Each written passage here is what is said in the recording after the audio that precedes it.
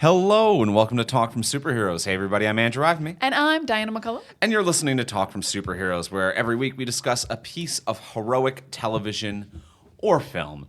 And this week on the podcast, we are building up to the release of Doctor Strange and the Multiverse of Madness. It's a madness. It is a mad world, which I believe is the subtitle of the film. It is not.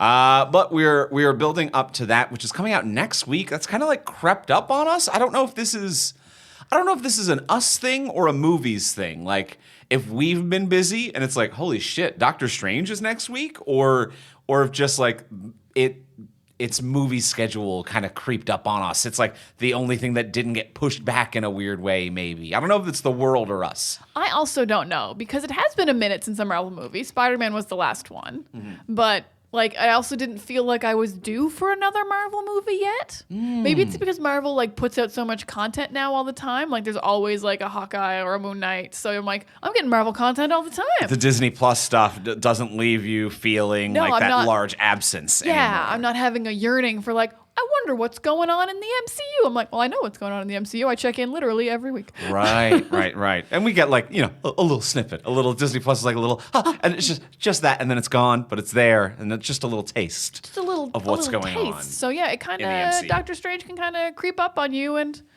he's creeping, and we're creeping along into the Evil Dead too. And things are kind of coming out at once. So just to kind of let you, our listeners, know what's going on with their schedule. So Doctor Strange and Doctor Strange 2, Doctor Strange and the Multiverse of Madness, that's coming out next week, and we'll be covering that the Monday after its release. We'll be covering that on next week's episode.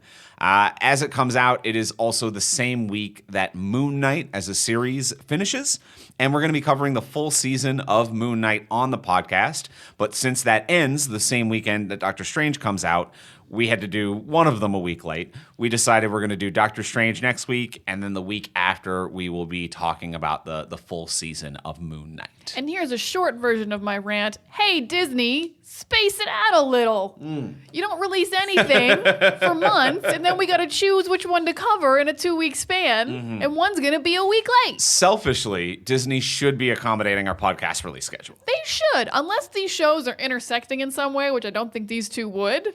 I don't think in an important way, but I wouldn't be surprised if, like, with a sync up like that, if there is like an end tease or something, and then like go see Doctor Strange. Oh, I actually don't think there is, because Doctor Strange is like delayed. It was supposed to come out before Spider-Man. Ooh, but yeah, you can also reshoot, recut, and move around little teaser stuff. You know what? They did reshoot some stuff. You can move around some teaser shit. There's been shoots of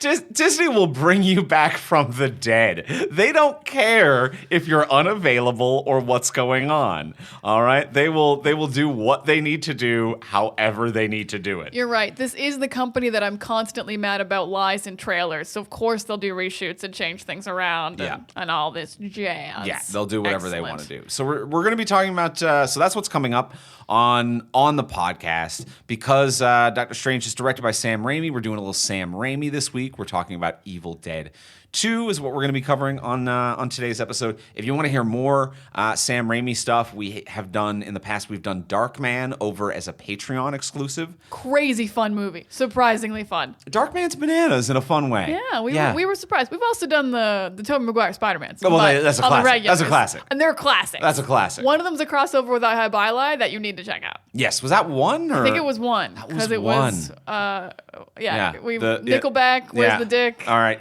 you're right. Yeah, it was a big classics. time. It was a big time, and it's been a minute since we've gotten like a big Sam Raimi movie. So this is exciting. I think we are excited for Doctor Strange. It's going to be an exciting couple weeks on the podcast. But before we get into everything, before we talk about Evil Dead 2, we want to thank our sponsor of this week's episode. We want to thank our friends over at Backbone. Now, what Backbone is the ultimate gaming experience built for on the go, built for mobile. It's a universal gaming essential that lets you instantly play hundreds of console games on your iPhone, and you don't even need a console. That's wild. Yeah, like you can play Xbox games, PlayStation games, PC, and App Store games, and it's light and it's functional and it's right there. So you can like free up your TV if someone wants to watch TV, but you want to play a game. But also if you don't have a console, you can just have a backbone. The form factor is so slick and smooth. So basically, like your iPhone just kind of pops into the middle. It plugs right in. You've got a controller on either side. It is just well made, responsive. So you've got everything that you need in order to play whatever it is you need to play. You plug in your iPhone and you enjoy console quality controls with responsive buttons, triggers, the analog sticks. You can play Xbox, PlayStation, PC, App Store.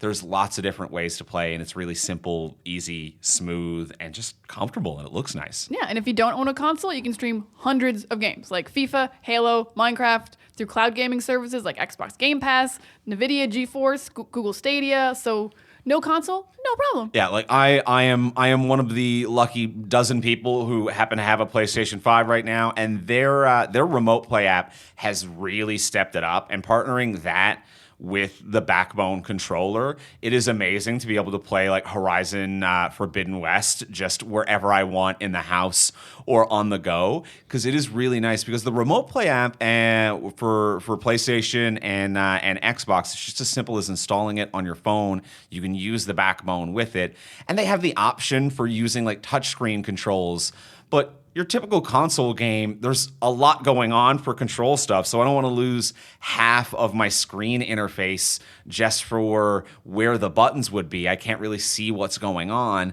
And then like other options I've tried in the past, it's like Bluetooth pairing a controller, but now I've got to prop up my phone somewhere and I want to hold my phone, but I got to hold the controller. So what am I doing there?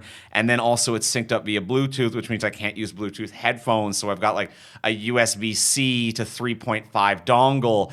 And so now I've got like 3 cables, wired headphones, a controller, my phone's propped up against a couple of books, and Backbone, it's just like click, click, bam, I'm playing whatever it is that I want to play. It's smooth.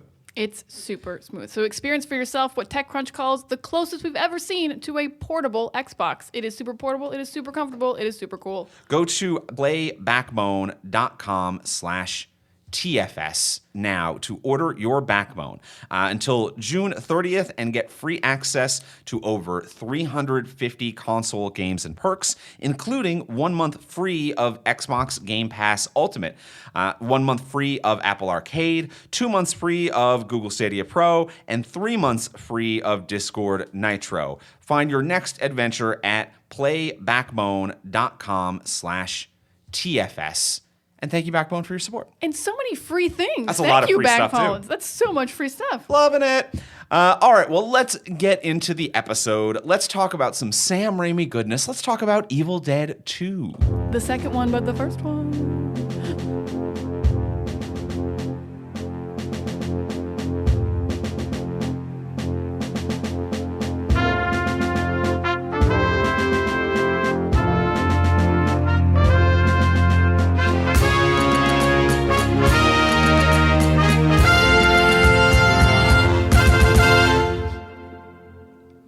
All right, so we have watched Evil Dead 2, which is an old favorite of mine, one that I've seen many, many times in my life.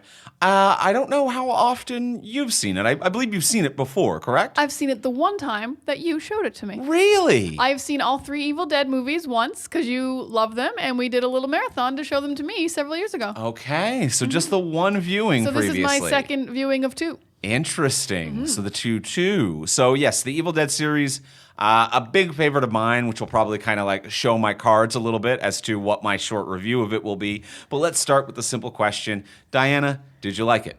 Yeah, I liked it. It's not for Diana's, but I respect it. I'm like, yeah, it's paced a little slow for me, and it's not. It's like I'm more impressed than I am like I liked this. Like some of the effects, the prosthetics, the stop motion, wow. Some of the stuff I believe was groundbreaking at the time. I love the POV of the monsters when they're going through the forest. I think that is so cool.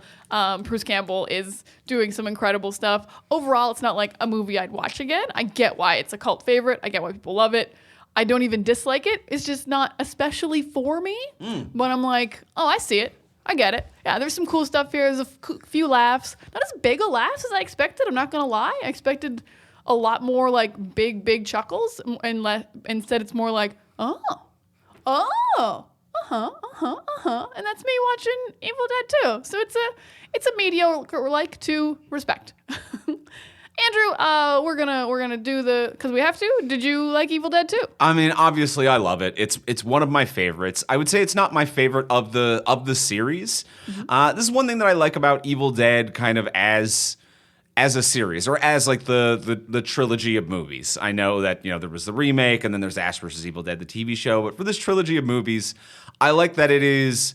The first one is attempting straight horror. The second one is, we understand some of the camp and comedy we accidentally executed in one. And then the third one is all camp and comedy. And I prefer the third one just from that's kind of Andrew's sweet spot.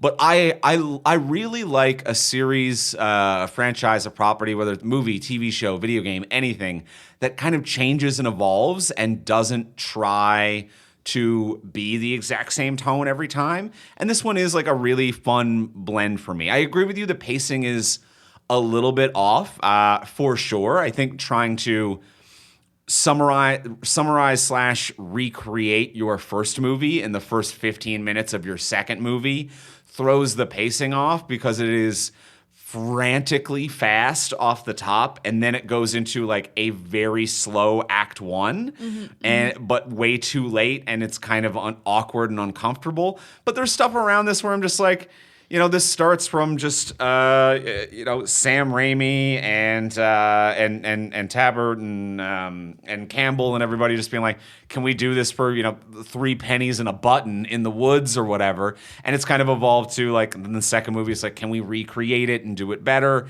And so I think that there is like a fun and charm to the flaws that this has as well. There is a DIY spirit, which I always find really fun and charming.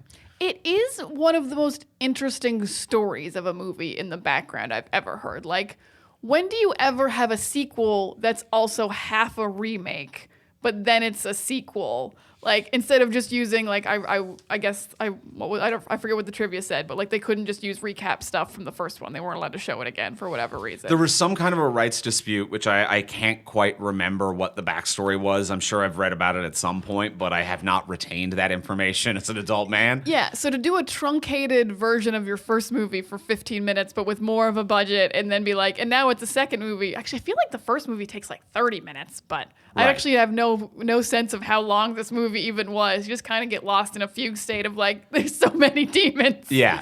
I am actually losing my mind along with Ash as I watch this film.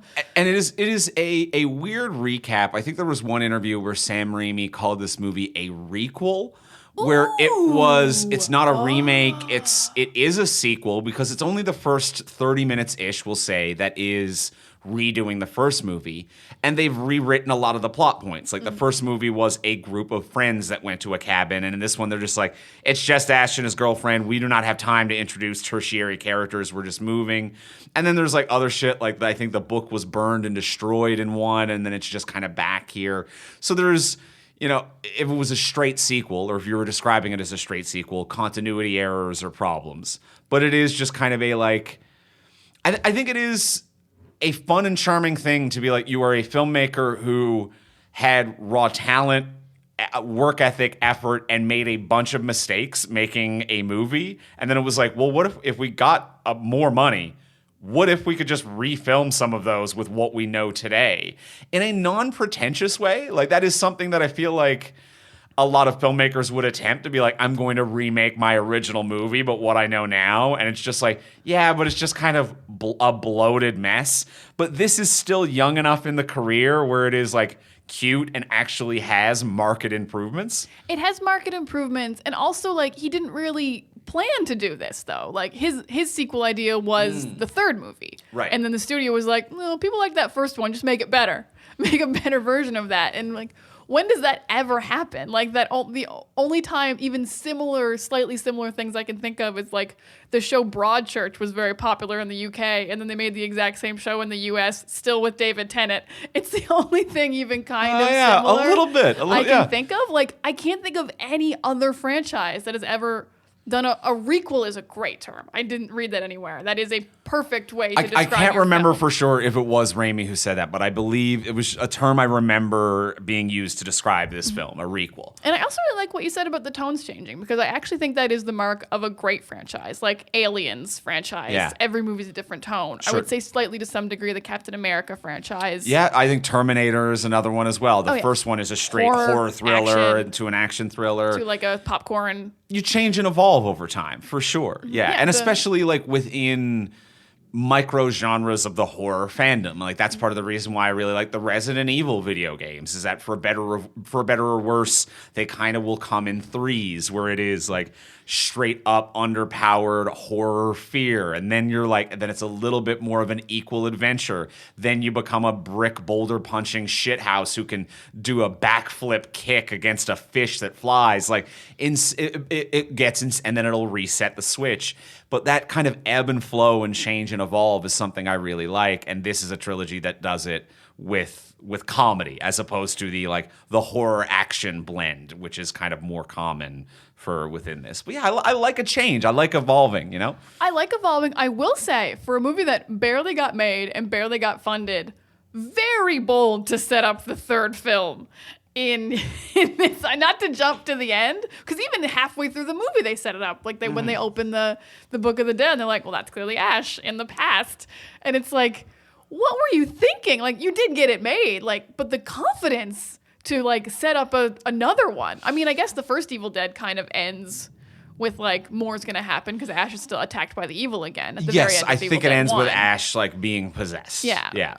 But wow, to actually not even just imply it. He doesn't just fly through a portal and you get nothing. He lands. You've set up the entire opening act of 3. That's crazy. Yeah. I think that is wild and a really bold move. But also I think it's the type of thing that if 3 didn't get made is just perfectly fine as well. Yeah. There'd be a comic book, or there'd be some kind of I wouldn't even say that there was that. Do. I wouldn't even say there would be that. I think that even without that, it is very a typical 80s horror movie where it ends with the horror still exists, wink, and whether there's a sequel or not, that's just how you would end a lot of 80s horror, where it's just no, the threat's not gone, or a silly thing would happen, or if a third one never occurred, it would be yeah, you're not going to do a third genre medieval movie in the past. That's just that shows why he was in the book, and it's just a closed loop, and that's fine.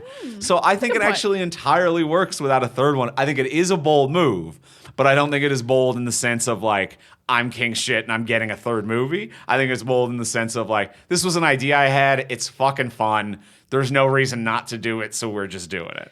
I think it feels bold in today's world because it's the 80s and it feels very Marvel end credity. It feels like I should have had to stay after the credits to see him land in medieval times. Right. It doesn't feel like it should have been in the main part of the movie.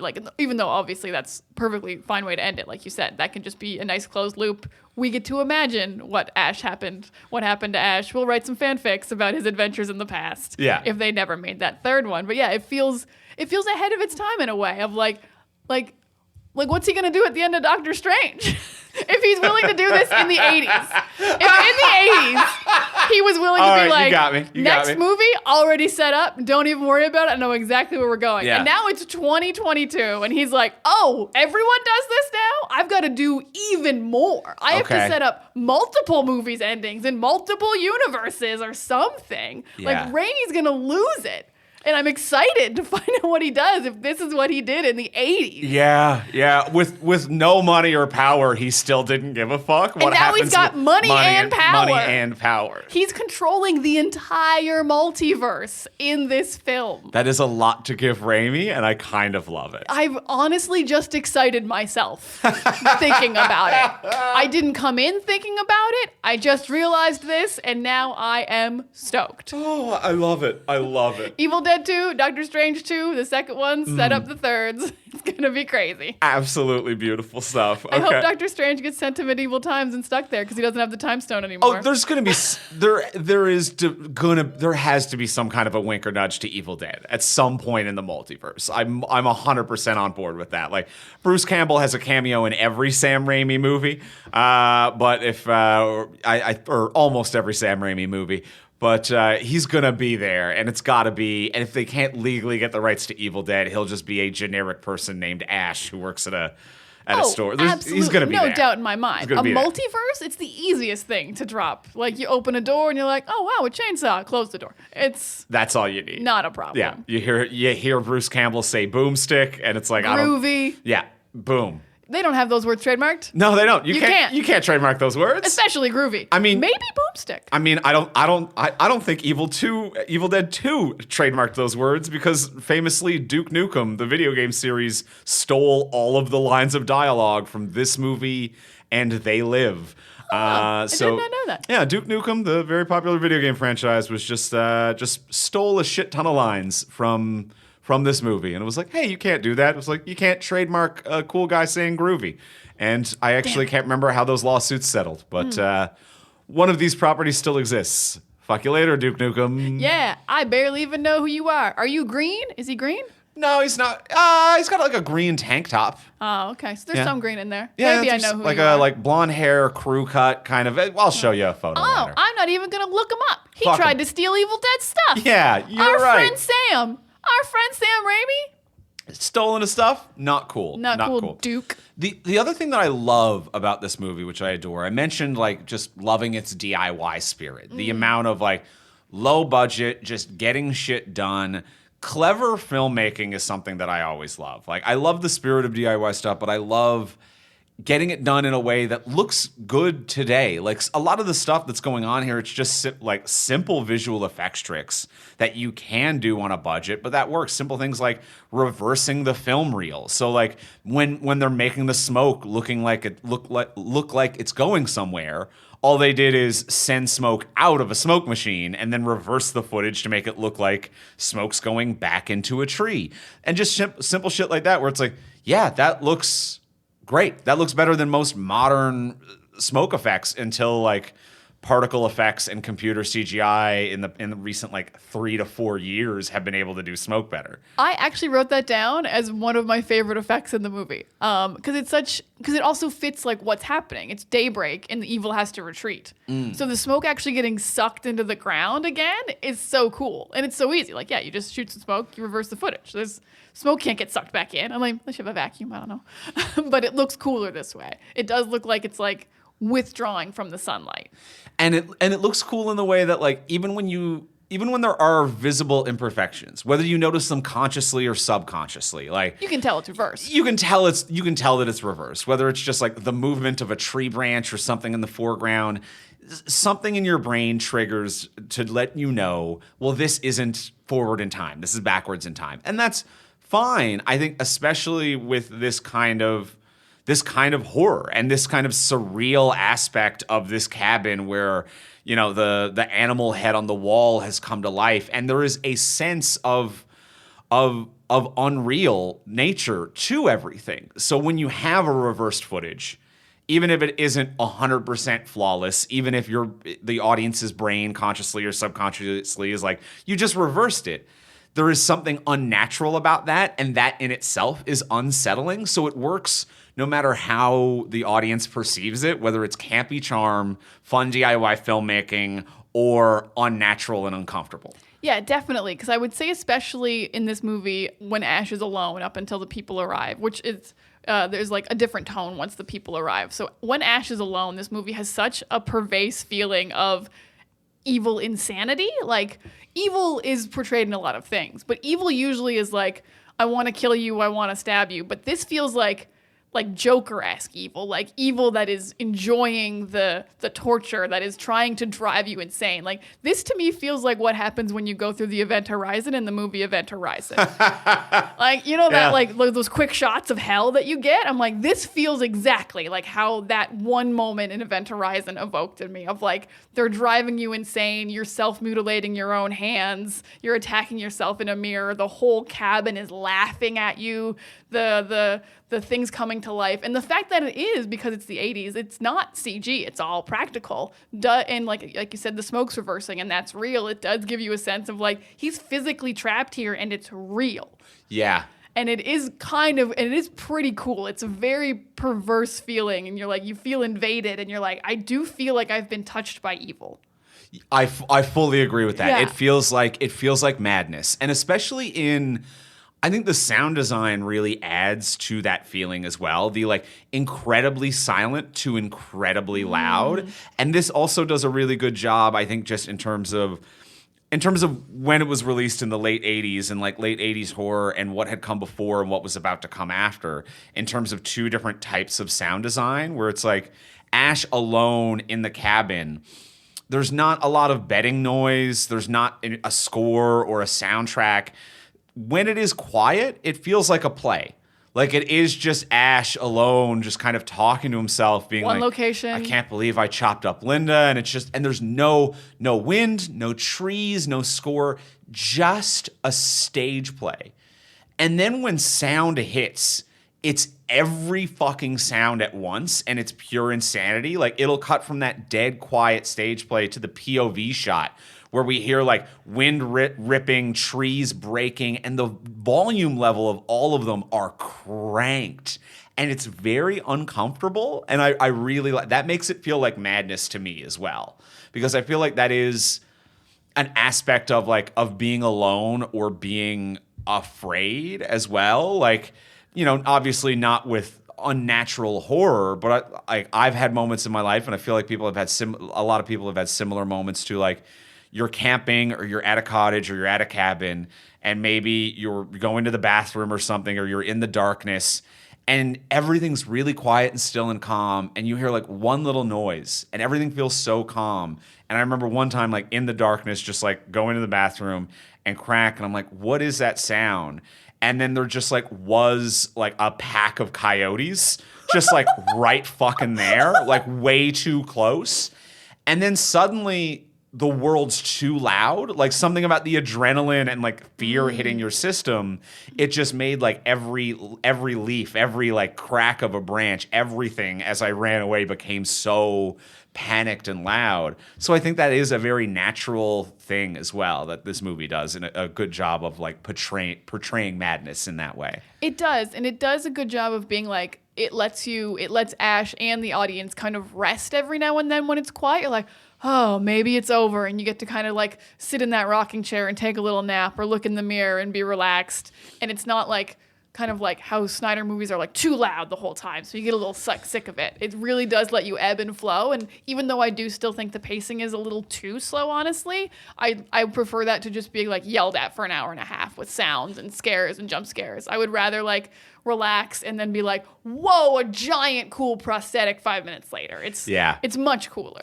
And I think we've talked about it. Yeah, we've talked about it definitely with Snyder and with Nolan as well. And a lot of modern filmmaking where it's like it's the adage of if everything is loud, nothing is loud. Yeah. Things can only be loud in contrast and not permanently. So this movie does do a good job of like, holy shit, this is a loud moment, or a jump scare, or like just a good little moment. Just really good sound design. And even some of like the unnatural stuff, as I was mentioning a minute ago, the fact that like the weird kind of Woody Woodpecker laugh that a lamp has for some reason, just a bunch of very unnatural sounds. The fact that the hand is making kind of speech sounds, even though it's a hand. There's no mouth. Yeah. I can't emphasize enough that hands, even when you make your hand make a little mouth, there's no like larynx. There's nothing. There's no sound it should be able to make. So like that's disconcerting that you're like, that was part of my body and now it's speaking.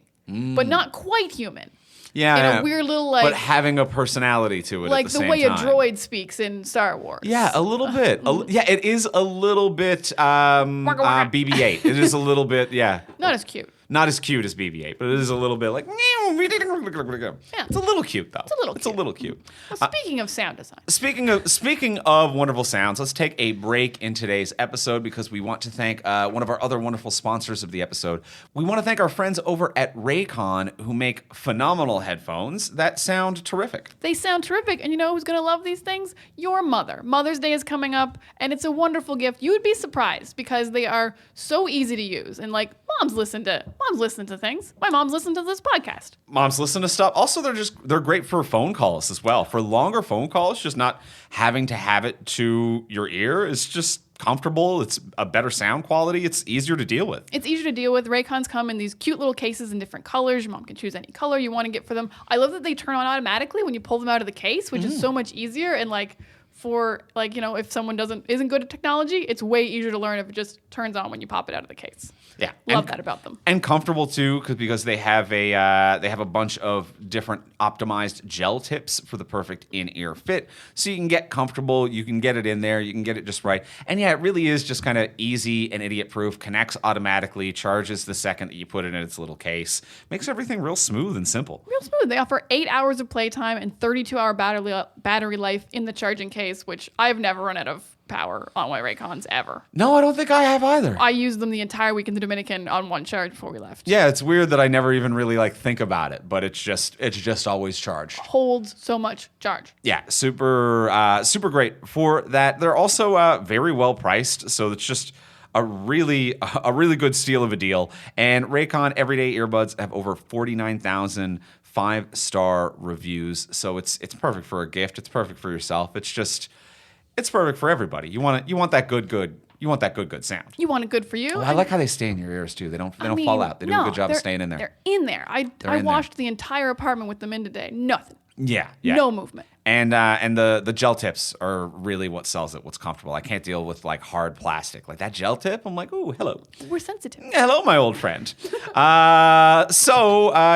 can get them for yourself, get them for someone in your life. You can tell mom how much you love her with a wonderful gift, and make sure she hears in crystal clear audio quality with Raycon. Go to buyraycon.com/TFS to get 15% off your Mother's Day order. That's buyraycon.com/TFS. And thank you, Raycon, for your support. Thank you. And now back to Evil Dead 2. 2. I've got a negative. We've been kind to a movie that I wasn't that enjoyable of. This is actually like just an annoying negative. I don't like the lack of consistency about how you get possessed.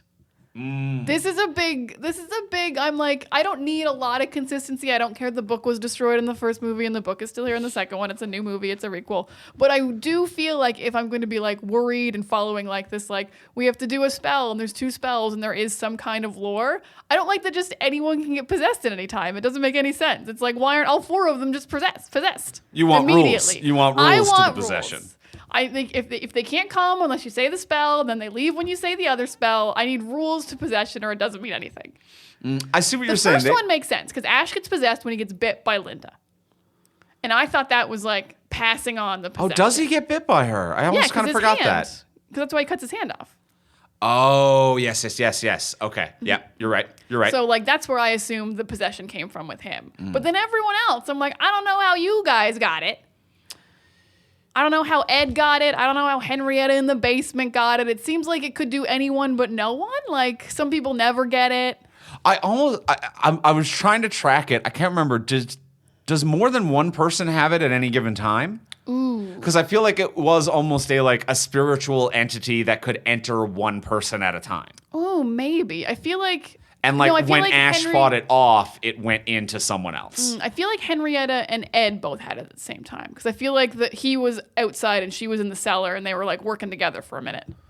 Ooh, okay. I see what you're saying. I do feel like that happened briefly. There was an overlap. But I get what you're saying about if it can only jump to one would make sense too. Yeah, maybe it can only jump to one living person because Henrietta was dead and buried. And Linda's dead. And Linda's dead. So I think it's like revive this skeleton. I can take over one person maybe. So maybe it's that. But that is me searching for rules. I'm with you. They do not have hard, fast rules set up here. It felt like a fast rule was being set up with like a zombie bite-esque. Ah, okay. You get in through the bloodstream. Or you have to like, I don't know, break a what are they called? Commandment? I don't know. Something sure. Something do from a the sin. church. Do a sin. A sin. That's the word I wanted. Breaking a commandment is a sin. Something like that. Yeah, that was annoying to me. I was like, I'm trying to figure out like who's gonna get possessed and who's not, because I always like to like figure out who's gonna die, like who's gonna live, who's gonna die. Let's try to guess. And with no rules, I'm like, oh well, it could just be anyone, and that's kind of scary in its own way. But I didn't feel that sense. I can't say for sure that that's the point, but I would say that is something I actually enjoy about it. But I see where you're coming from, and I can agree and get on board with that because I don't know what the intention of the movie is. If this is something where it was just like in the making, it's like, yeah, we don't know or we didn't think about it and who cares? Or if it is, it doesn't make sense and that's terrifying. Why would demons make sense? There's no reason for demons to come up with steadfast rules that would help you interpret and end them. But for me, that is, I think, part of the horror and part of the charm to be like, what the fuck? Why is Ed now? Why is any of this? Why are we doing this? I guess there is a horror element to that. To me, it just feels like there's no way he'd let you open that portal if the demons can just control anyone whenever they feel like it. I see. That's what why you're I feel like you need a rule to They'd be like hop from person to person. They'd and be just like, prevent let's it destroy that completely. book. We're gonna throw that in the fire. You're not gonna make that portal. I'm just thinking from the demon's perspective. Okay. I don't mind this. Mm-hmm. I do not mind this. As a light negative, I need some rules about how you get possessed. Okay. Because if you can get unpossessed, also it's huge. Because he's able to get unpossessed by kind of remembering his previous life. His love of Linda. Yeah. And yeah. he was a man and he was something. I don't know. He was Ash before. Yeah. He overcomes it twice. So it's like so you can get it out, but like what gets it in? Yeah, they definitely don't set it up or know for sure. No. Thank you. Yeah, I'm with you, and I can agree with that. Excellent. I'm trying to think if I have a negative to join in on you. I think my negative for it is I agree with you. We kind of touched on it off the top, but it is the pacing. Mm-hmm. And I would say that once we introduce the new cast of characters, once we introduce the we have Jake and Billy Joe, and the daughter of the archaeologist who were translating it. Once we introduce these characters, it's a good bit of time at that point with Ash alone and kind of talking to himself. And a few of those scenes are really fun and charming. But this new crew I don't really care about, and how they mesh and gel and the fight with Ash, it just doesn't really work for me. Oh, I am the exact opposite. I think Really? these people need to get here so much sooner. I think a lot of scenes of Ash alone can be cut. I think there's some really stellar scenes of Ash alone, like killing Linda, his hand, obviously. But like, I think there's like a lot of short ones you could just cut and get these people here faster. Because I find that really picks up a pace. Then I'm like, oh, who's gonna get possessed next, and what's gonna happen like physically, and who's gonna get hurt? Because when Ash is alone, I'm like, I bet he's not gonna die because he's the only one here. I'm just not worried about it. Not worried about the stakes. The horror's kind of gone for me if Ash is alone, honestly. So like when there's like a group of people, I'm like, oh, okay, like who's going next? So yeah, Okay. I'm totally different. I need them there sooner. And I think I can see what you're saying and get on board with that. I think that maybe the problem isn't necessarily when they show up, and maybe I'm misspeaking and misunderstanding, but it is the contrast between the two. Ooh, it's because very they show different. up and it's like, oh, now we're at the beginning of a new movie. And I see what you're saying. I think that new movie does work, but the recap and the time we've spent has kind of thrown off the pacing a bit. Yeah, them showing up does feel like when Evil Dead 2 starts. Yeah. I'm like, this is when the new movie has actually started. Because the rest is the old movie done with a more higher budget. Yeah. Now, I don't want to lose a second of Bruce Campbell on his own. I'll hard disagree with you on that. Because he is so good at the physical comedy of this role. Absolutely, in him battling his own hand is wonderful, absolutely masterful. It is an incredible scene, and I would never lose a scene like that, but I think you don't need like long panning shots of him in a puddle for 35 seconds or things that are just filler scenes that are not like totally setting a tone in any way. I think there are a little too many of those. But yeah, I would never lose like killing Linda in the shed or putting the arm on, or like the scene with the hand is incredible. The whole part where he's unconscious and the hand is still kind of like crawling doing a him? bit. Yeah. Like it's not just like, doesn't just have a goal. It's like, I'm still doing kind of a bit. I'm still having some comedy evil chops going on, even though literally no one but the audience viewing the movie can see it because Bruce Campbell's unconscious. Yeah. It's wildly good. And I think that is where this movie really works, is when they contrast these really silly bits, great physical comedy by Bruce Campbell, the hand kind of like, And he's gonna pull his entire creeping him body. along. And Bruce just doing that practical effect, I think just with his tippy toes or whatever, but it works as a practical effect. And like, he's just dedicated to the physical comedy of it and has done a phenomenal job. But contrasting things like the hand bit, which feels very Beetlejuicy.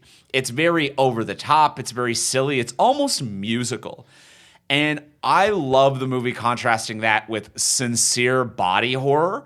Like him cutting his own hand off then and getting splashed with blood as he's like laughing, but like cry screaming at the same time. Like this, like, I'm cutting my own hand off, but that means I'm winning. And like just losing his shit is such a pure body horror moment.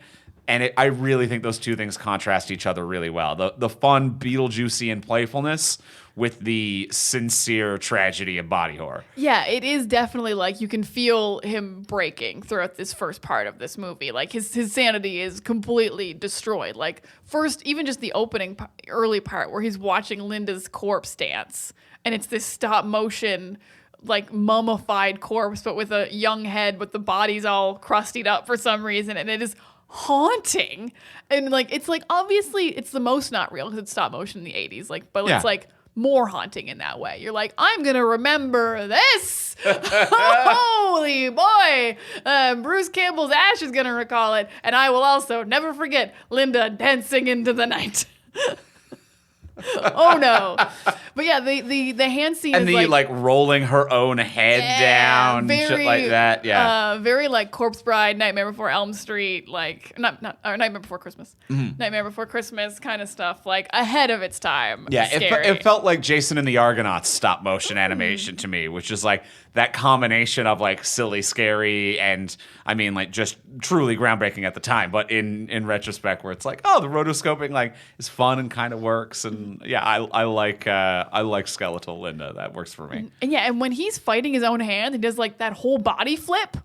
That's crazy. It is wild to me because until going back to rewatch this movie, I'm kind of surprised that, and Bruce Campbell has done comedy since. And maybe, he just didn't have the physicality to maintain it over time. But I'm watching this, I'm like, you could have been a legend of physical comedy. Like, you are really selling the shit out of this. And it's not really something I recall him doing at other points in his career. I could be mistaken, but it's really high-level physical comedy. Yeah, like, I think the only other, like lengthy thing I've seen Bruce Campbell in that wasn't a cameo is Burn Notice. And he's never really doing anything overly physical. He's very funny. He's a very good actor in Burn Notice. And like, he's shooting a gun. And he's considerably older as well. But yeah, but not that much older. Burn Notice was like a decade ago now. Right. He wouldn't do a forward front flip, but like he could do but he's not doing anything. He's barely even throwing a punch. Yeah. He's doing like no physical comedy. Not even like a switching cups like a con artist kind of physical comedy, which is like he's a spy. He could do like Leverage style kind of things. Nothing like that. Yeah, it's honestly, watching this movie when it came out and not knowing who Bruce Campbell was, and considering how few lines he has, I would have thought to myself, wow, this stunt guy is doing a good acting job. I would have thought they hired a stuntman to play the lead character because he's just alone and barely speaks for almost all of this movie. Now, I think maybe some of his TV stuff around that era, like Briscoe County and Jack of All Trades. I know you have it on DVD. And I think like it's been a while since I've watched any of it, but I think that he does kind of play into action comedy a little bit more in that of the like. I think I remember like Jack of All Trades, like some scenes of like you go to swing off of a chandelier and it falls and you just kind of shatter your back. Yeah, just shit like that. So I think maybe he does do a little bit of it, but it really does feel like a legendary physical comedy performance he gives in this. Yeah. Some of the other stuff that I found very impressive in this movie from like a Raimi perspective. And, like I've read Campbell has like a couple books about, the time making this and like the little hacks and stuff that they did at the time. And they're all very open about like the DIY filmmaking and stuff like that.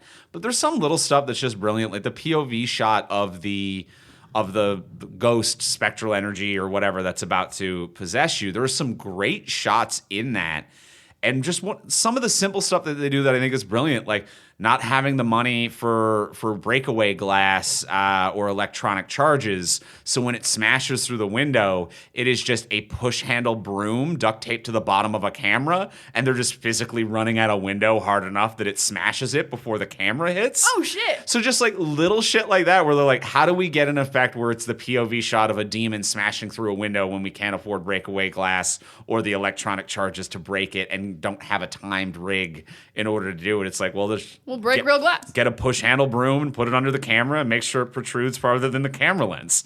Honestly, a shot I actually do not know how they did is Bruce getting thrown through the forest. When he's like getting possessed for the first time, he goes so far for so long, and it doesn't quite look green screened. But I know he didn't actually fly through a forest. I actually can't figure out what they did on that and if they did it wrong or on purpose, because the only thing I can think is it's sped up footage. It's visibly sped up footage. It's like his head's going all crazy. So I think it is just like, they've got a harness, a rig, and they're just dragging Bruce Campbell kind of through the woods. He's in the air though. Is he on a zip line?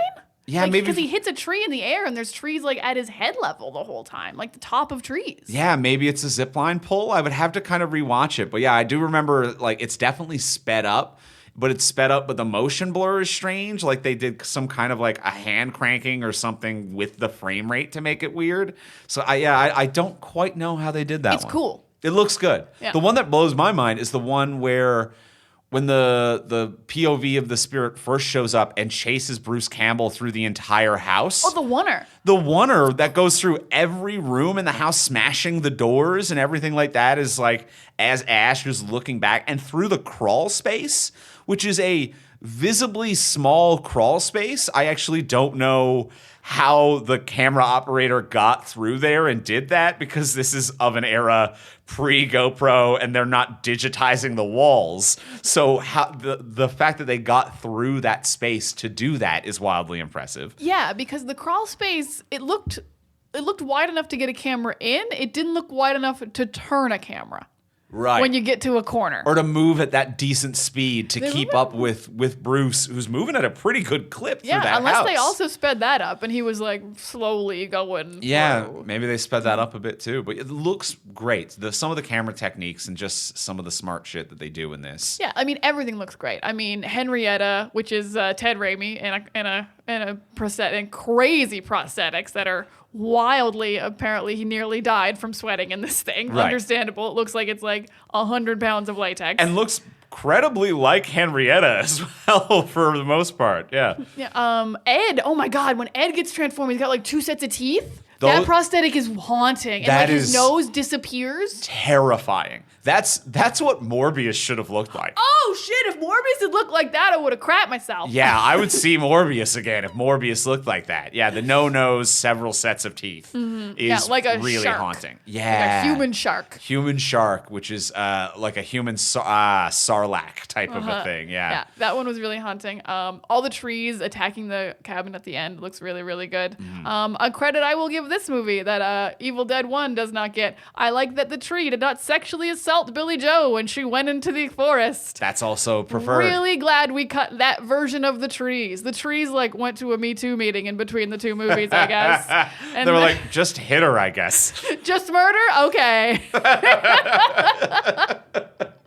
Considering they weren't worried about the X rating, it genuinely surprises me the trees weren't still creepy. But like, when she ran out there and I'm like, ooh, full jeans and we're not going to be weird about it? And then they ripped it up a bit so that we could have stop motion claymation boobs later. And I'm like, all right, I guess. That's definitely not as bad as... Oh, those are Linda's boobs, not Billy Joe. Oh, that was Linda, not Billy. You're right. Billy Sorry. Joe? I apologize. I apologize. Stop motion. Billy Joe was pulled in. Linda became the stop motion one. Yes. Billy Joe, I actually have hopes, might be alive. They really never show Billy Joe fully dead. Yeah, like her boyfriend won't give up on her. And honestly, neither will I. I think Billy Joe might be out there. We sent the evil through the portal. So if she like survived that long, she's alive out there. Billy Joe could be out there or in medieval times. Ooh, also through the portal? Yeah, depending on how close to the portal she was. She seemed like she got sucked pretty far. It did seem pretty far. Because even like what's the other girl's name? Not Linda. The girl who makes the portal. Annie. Annie. Even Annie doesn't get sucked in. Like her dead body, and she's right there. Yeah, all right. So I don't know what its power levels are for the portal. The other design thing I meant to say that I really love, the bridge. You love a miniature. Andrew like made the happiest little sound when he saw this miniature. You guys, it's so cute. How much you adore a little miniature. And a bridge isn't even like a crazy miniature to make. That's why I love it. Like, you didn't need to do it because it was insane. You did it because you're like, you wanted to have a credibly secluded location. You didn't have a physical location that looked like that. At the time and at the budget and time, you did not have the ability to like CGI or digitally create that environment. And I would still even prefer this look today over a CGI or digitally created environment. And then also it gives you such control as well. Like, that specific type of bridge that they made, that type of iron girder. It looks more like a train track. A little bit like kind of like that. I'm not an architect. I don't know what they're called. But you heard it here first, people. Andrew Ivamy, not an architect. Or a civil engineer, I think, is who would do train bridges. Anyway, later when they go to escape and they can't, the way it's furled up like a claw that's holding them there, like to make all of the iron girders, it looks like fingers. It looks like they're being held into the place that they are. And I think that is a very scary feeling. Like Billy Joe and Jake and the crew who are blocking it off on the other side, those girders are all bent down. Just kind of like just this visual symbolization to be like, this ends, you can't get to where you want to go. But on the other side, they're all furled up to remind you you are being held here. And having that look like a hand, I think, is really unsettling. I didn't think of it that way, but I like it now that you say it. I originally thought it was just so it was like very visually clear the bridge was gone. Like, you don't have to look over the edge or anything. It's like right in your face. There's no bridge here. The beams are pointing back up to you. But you're a great point. That is like holding you in. Like, even if you were to try to jump off the bridge, the cupping of the beams would be like, nope. Yeah, you're stuck here forever. And it really lets you know this is unnatural. Like, and obviously it all is, but it's not like, oh, the bridge collapsed. Like, it's not struck by lightning. Yeah, and some horror movies would do the like, oh, it was like an old bridge, or like you see like a bolt come out as they cross a car over it. Be like, no, the fucking demons did this. Like, they did this. The demons were called to this location, and they were like, oh, dope. There's only one bridge here. Yeah. We didn't even plan to come here. This is smooth. We could have been called anywhere. Because the architect or the archaeologist is the one who chose to put them there. Yeah. He could have read that in the middle of a city. He actually, in a way, picked a great rough. Deadites place. In a city would be absolutely brutal. It'd be pretty hard. Pretty bad, yeah. So yeah, I like the visual design of I like a miniature. I like the curling up of the thing. I think the movie looks great. It does. It is a cool look. I will say, since we're on the tape recorder briefly, I do love I feel like this was ahead of its time, because when you find a tape recorder with information these days, all I can think of is video games. That's how they drop exposition. And like every video game I watch you play, it's like, of course. Oh, we found a tape recorder. Oh, Spider-Man, Horizon Zero Dawn. Yeah. Tape recorders fucking everywhere. And I'm like, seeing it here, I'm like, oh man. First tape recorder I've ever seen. Like the earliest exposition dump via tape recorder that I can recall. I mean, I think other movies have definitely done it. For sure. But in an era when it makes sense. It's so funny when, like, you know, you mentioned like video games do love to do this still, even though it makes no sense anymore. Like in the Spider-Man video game, it was so funny, like Doc Ock leaving tape recorders everywhere. And not just one tape recorder? Like, did he buy stock in tape recorders? He had like 25. They're all I think they're either Tascams or Zoom H4Ns. Like, we use them here at the studio. They're expensive. They're like a $300-400 recorder.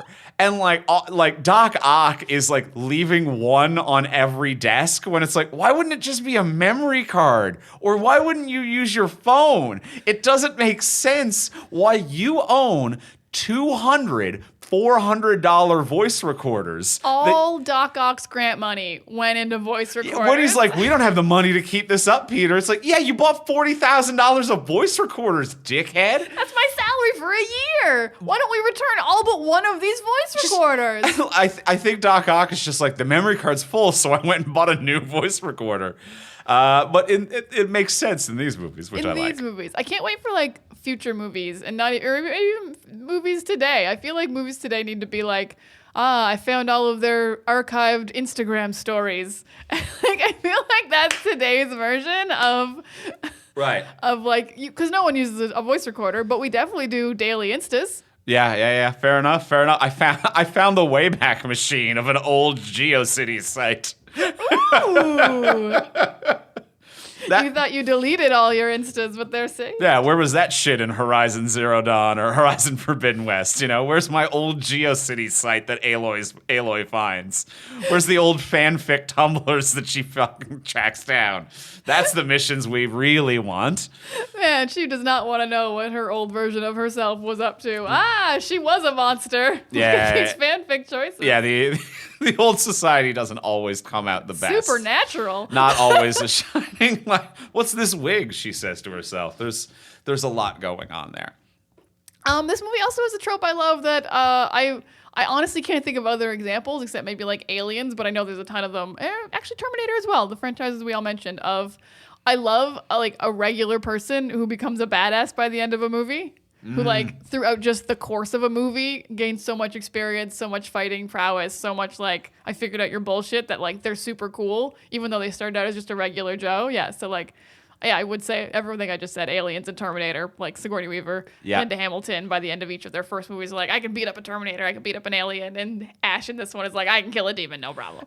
and especially when it's just an everyday person as well. It's not like I started as a Marine, and then I figured out, and I'm alien, I'm Arnold like Schwarzenegger and Predator. Ripley is a definitely, like, not necessarily like an ass-kicking badass at the beginning, but a qualified professional space miner. I don't know, I forget what her position on the ship was, but is, you know, a professional, whereas your Sarah Connor and waitress, just like an everyday job. You know, Ash works at a department store. Yeah, it's always fun. Rising to the occasion, I think, is a very fun hero's journey. It is. You really root for them in that scenario. Like, they weren't ready, they rose to the occasion. You're like, yeah, Ash, get them. Just a trope I enjoy. No, I'm with you. I'm all about it. And then my last thing about Evil Dead 2 is I did say off the top that I thought this movie needed more like big laughs instead of tiny chuckles, but my one big laugh I will give huge credit for, a farewell to arms joke, solid. Oh, a farewell to arms was nice. I would love more big jokes like that in this movie, but that one was funny. Also, you know what? The guy stuck in the door after he's been stabbed was really, really good too. When she stabs not the redneck guy, Jake. She stabs Jake in the chest, and then she keeps trying to close the door, but he's alive. And pulls him through mostly, and then his feet are still in it. And she just keeps closing the door on him, and he's not dead. Very funny. So two huge jokes, and then other things that just made me go like, chuckle. Yeah, fair enough. But I think that, the pulling Jake in was a really good joke. And especially with that gnarly spine knife, too, which is not the type of knife you want stabbed into you. You don't want any knife stabbed into you. But the pulling out of it as well was also not ideal. Getting stabbed in the spine with a spine knife is like too much spine. There's a lot going on there. But yeah, Farewell to Arms was killer. But also that whole slapstick hands section is just absolutely killer for me, too. It's not like laugh out loud until the book for me. It's like very like, whoa, this is super cool. Yeah. And I'm very entertained. Yeah. But that's like the biggest joke. So yeah, that's huge kudos there. I also really like the moment when Ash shoots his hand through the wall and gets just slammed with blood.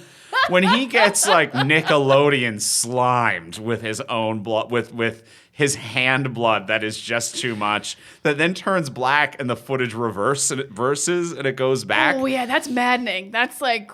And then I think it just cuts to him kind of asleep in the rocking chair, like he dozed off for a second. And that's when he wakes up and he wakes up and he just doesn't know what reality is anymore. It's all very unsettling. And a scene that apparently they filmed by just turning the set on its side. Yeah, he was laying down and they just poured water on him, which sounds awful. That's waterboarding. Yeah, for sure. But even the fact that watching it, it looks like it's all done upright. It does, absolutely. And it looks like they just... I thought they had a pressure hose. Yeah, they're just like, oh, you got you got a compressor, you got a fire hose, and you filled it with the fake blood or whatever. But I guess on the budget they have, it's like, we don't have an air compressor and a fire hose and the type of setup to do that. It's cheaper to just turn the whole thing on its side and let gravity work. Gravity's free, baby. Gravity's free. Just little shit like that where it's like there's paid ways to do it, but gravity's free. I love it. Gravity's free. We got a broom to break this glass window. Gravity is free. I love the ingenuity of it all. Oh, it delights me. It delights me. It is absolutely wonderful. And I also love the ingenuity. This is the small thing that I'm going to call from...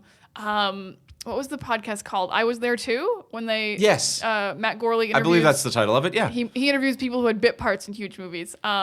Because what's kind of brilliant is they have this huge scene where he gets covered in red blood and then it turns black and then it's actually a dream. But because it's a dream, you don't actually have to have him covered in red and black blood when he wakes up, which is huge for the costuming department. Because I just remember the movie Poltergeist. They interview one of the people who's killed. Like one of the smaller people who's killed in the movie Poltergeist. And he's like, so the biggest stress about my scene where I was killed was that the costume department would not stop bringing up how they only had 3 versions of the shirt I'm wearing. And my shirt gets bloodied in the scene. So if we didn't get this in 3 takes, we weren't getting it. And like that was the biggest stressor, that they only had 3 of these shirts. Right. And on a movie like this, on such a small string budget, you got to think like, we don't have another version of Ash's costume that can just be fully red. Yeah.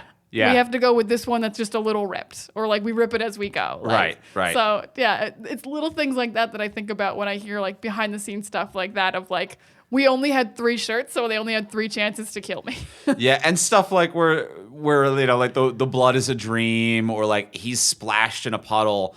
There are what I would call continuity resets in this movie, which makes it also way easier for wardrobing, costuming, and makeup, where they don't need to have Polaroids and they don't need to track it beat by beat and make sure that, like, well, he has this scar above his left eye in that moment. Be like, yeah, but that moment also might not have happened. And then also he was drowned face down in a puddle. So then maybe all of the blood got washed off. So there are a lot of opportunities to be like, and then he's washing his hand under the sink and then this happens.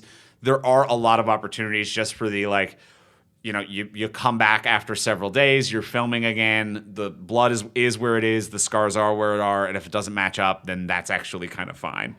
Yeah, I get what you're saying. That works. Yeah, the movie really plays with the lack of continuity. Yeah, it works. It works, guys. It works. Well, let's go in for the close. Let's ask the final question of what would you change? So now that we've discussed what would you change about this movie if you could change anything? But before we do ask that final question, we want to thank our other sponsor of today's episode. We want to thank our friends over at Babbel. Our friends at Babbel, the language learning app that sold more than 10 million subscriptions. I took French in high school and university. I do not speak or write French very well at all because I didn't learn using Babbel. And also, learning has improved over the years. Like, we tried in high school and university. I've tried French and I've tried German. And it was at times where it's like, I'm listening to a cassette and I'm recording my response on a different cassette. And then I'm, you know, giving one cassette to a teacher's assistant and it's lost. So the tech wasn't super immediate, helpful, or provide a lot of feedback. And also not one-on-one. I have one teacher teaching 30 people. They can't tell if I'm pronouncing the words right because all 30 of us are yelling the words at once. Yeah, absolutely. Not the greatest, but to learn a new language, the best way is with Babbel. It teaches you bite-sized language lessons that you'll actually use in the real world. I have been loving using Babbel. They have 15-minute lessons to make it the perfect way to learn a new language on the go. It's quick, it's easy. I've been popping on some French ones, and it's just smooth, easy way to start the day, or, you know, whenever you've got a little bit of free time. throughout your day. Yeah, they have 14 different languages, including Spanish, French, Italian, and German. I've been doing Spanish. I really love some of the settings because, like, you get the lesson and then the review lesson I love because you can either choose if you want to, like, review the writing, the pronunciation, or listening, or you can do all three. So it's like, what kind of language what way are you trying to learn this language? Yeah. It's very intuitive. It's very good. I've been learning all three because I'm like, I want to master Spanish. I'll be the Spanish master. Yeah, because we were on vacation in the Dominican Republic a little while ago, and you were like, I want to know a little bit more Spanish. I want to have a more of a conversation. I feel like a jerk when I show up and I can't speak their language. Yeah, like, you try to learn a few keywords here and there. It's like we go in, we want them to put basketball on. I'm like, baloncesto? And they're like, oh. So, like there's few nice little moments throughout, right? Yeah. It's charming and fun to learn something new. There's plenty of ways to learn with them. Plus, it comes with a 20-day money-back guarantee. You can start your new language learning journey today with Babbel. So right now, save up to 60% off your subscription when you go to babbel.com/TFS. That's babbel.com/TFS for up to 60% off your subscription. Babbel, language for life. Thank you, Babbel, for your support. Thank you so much, Babbel. And as well, before we ask the final question on today's episode, we will remind our listeners, if you haven't already, and if you've already done this, feel free to skip ahead. But please subscribe, rate, review on Apple Podcasts, Spotify, Podcast Addict, whatever podcatcher that you might use that allows you to do so. It helps us move up the charts and find new audience. It helps so much. We love when you subscribe. It's so good. The apps know people are listening. They tell other people to listen. Everyone who's been reviewing lately, telling us we're relevant, hip, and happening. It won't stop, and you guys are awesome. Every day I'm getting more emails with these reviews, and it is so fun. Oh my God, I am overwhelmed by the reviews we've been getting that tell us how much we are relevant, hip, and happening. I'm also very charmed by the review that was relevant, hip, and I forget what the third thing is.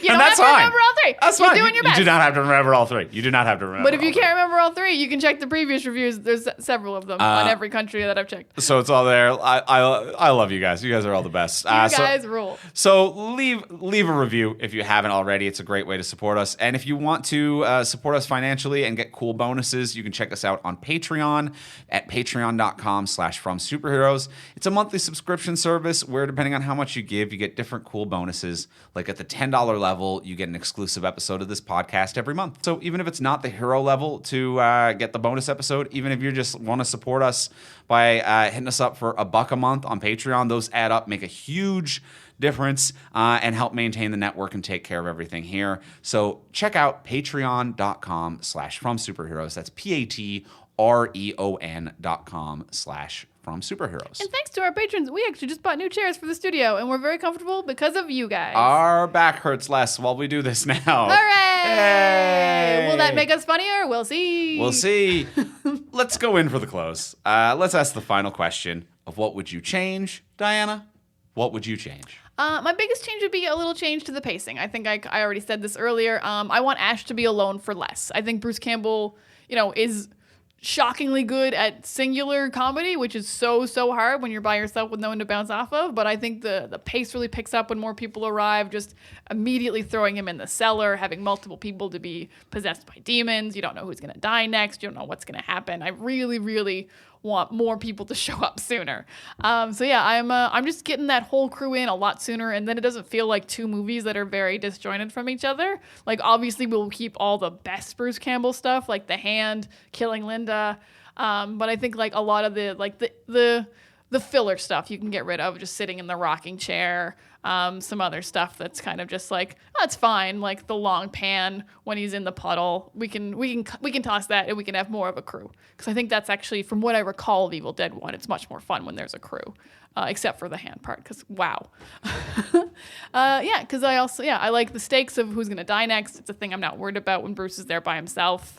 I'm more worried about his sanity, but like he'll live, and I think living is the higher stakes. So yeah, I want more people for Bruce Campbell to bounce off of. That's my biggest change. Andrew, do you have any chains for Evil Dead 2? I do. Mine is, I'm not sure if you'll agree with me or disagree with me, because mine might pair up with yours depending on how you want to view it. My big change for this is I agree with you that it is too much of a contrast, too much alone time, but then I also think it's followed by too much together time. I actually think that the beginning of this movie, the recap, the requel, as it were, of Evil Dead 1, should be intercut with the new crew. They show up very late, even in like getting to the cabin. That should be happening simultaneously along with the events of Evil Dead 1. So why can't it be Evil Dead 1, the daughter of the archaeologist with the extra pages arrives at the airport? We intercut.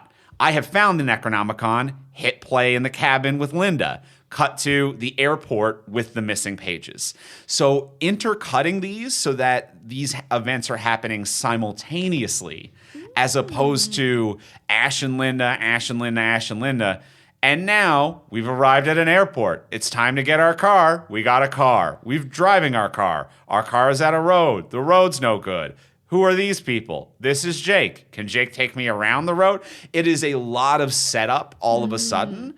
And if we're going to play with the format and recap the first movie and then start a second movie, intercut it. I want airport, the driving, the bridges out, going around finding the pathway with Jake.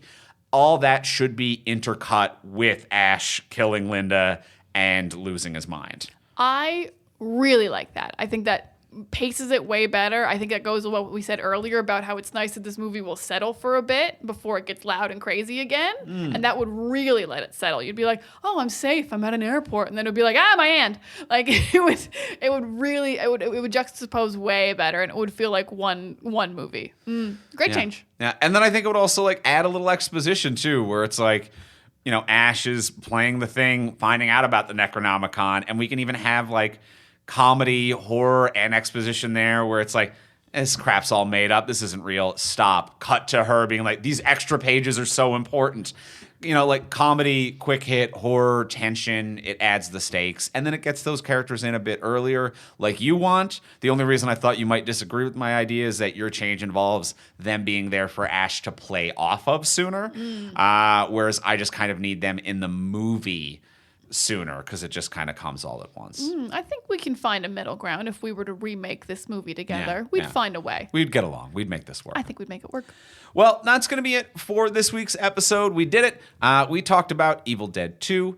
Next week on the podcast, we're going to be talking about more Sam Rami, new Sam Rami, that fresh shit. And we're going to be talking about Doctor Strange 2, Doctor Strange, and the Multiverse of Madness. Let's see what this maniac does with end credit scenes, you guys. It's goddamn lunatic. It's gonna be crazy. We'll be talking about that next week. In the meantime, if you want to get a hold of us, you can reach me online at Ivimey, Ivimey. You can reach me at Words of Diana. And you can reach both of us at From Superheroes. And we'll talk to y'all next week. Bye.